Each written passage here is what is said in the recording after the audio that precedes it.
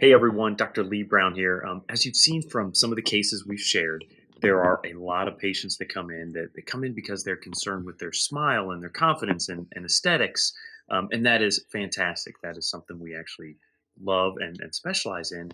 But the bread and butter of our practice and what we do for people is about function and foundation and stability, and just making sure that we have our teeth forever, and we're pain free. And with modern dentistry, it's almost never too late. It's amazing what we can do, so you don't have to take your teeth out at night and put them next to the bed. So I want to share a case with you. We have a couple of different before and after pictures to show you. Here on the patient's right side, you can see a lot of old crowns, a lot of old fillings. You can see the breakdown. You can see the decay on the teeth. But we were able to save those teeth. We were able to restore those teeth. So you can see afterwards, very beautiful, very strong, very healthy.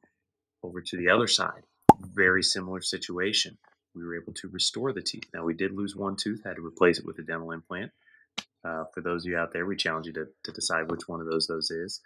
And then finally, you can see from the upper arch what we call the occlusal view, the chewing surfaces, how dramatic of a transformation that is.